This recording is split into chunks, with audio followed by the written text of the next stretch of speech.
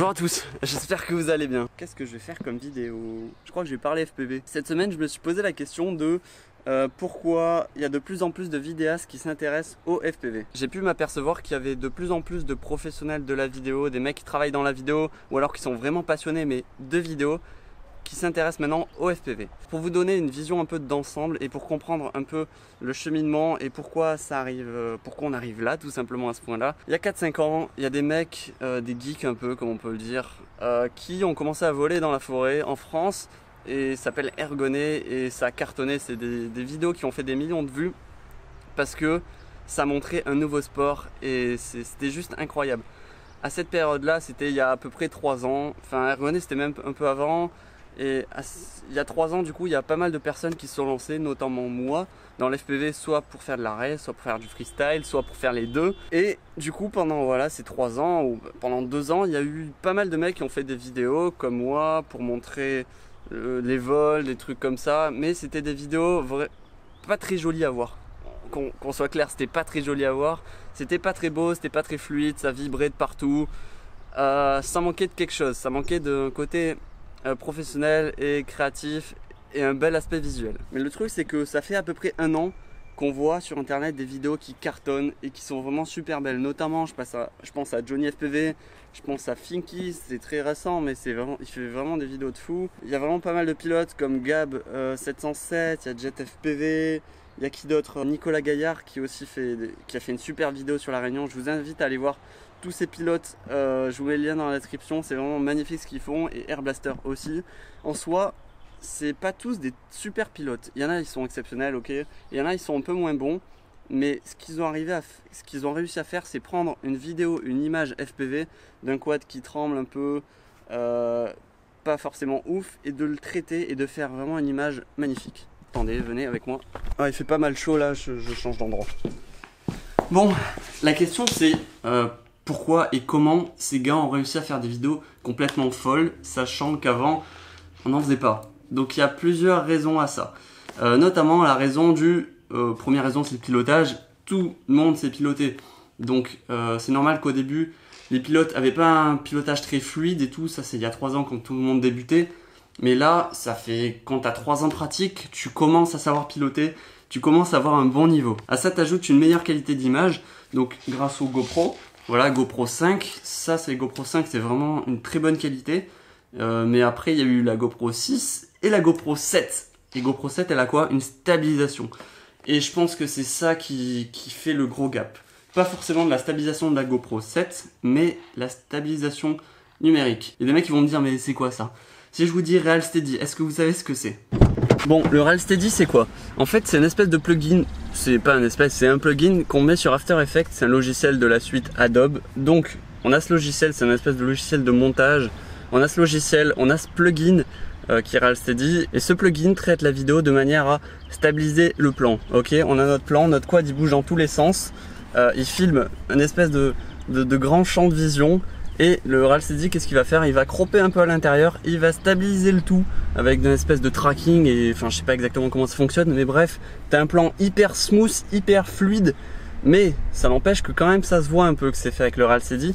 Donc justement dans les prochaines années, le truc ça va être d'utiliser Real Steady, mais de manière hyper discrète. Ok, bon maintenant que vous avez compris, on va sur le spot et on va aller voler un peu.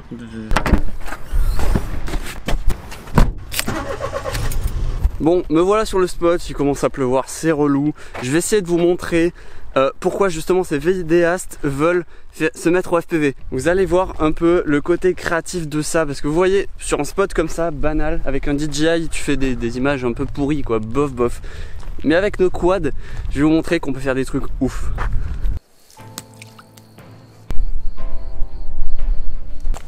Allez, c'est parti. Regardez pourquoi un drone racer c'est cool pour faire de la vidéo.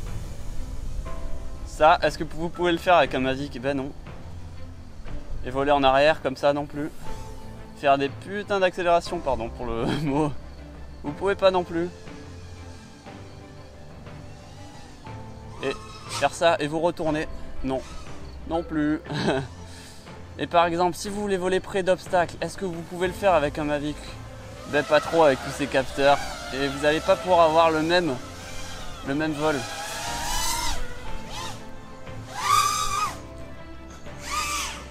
Voilà, tout ce qu'on peut faire avec un petit racer cool, c'est hyper maniable, hyper rapide. Après, le seul gros inconvénient, c'est que il faut savoir piloter.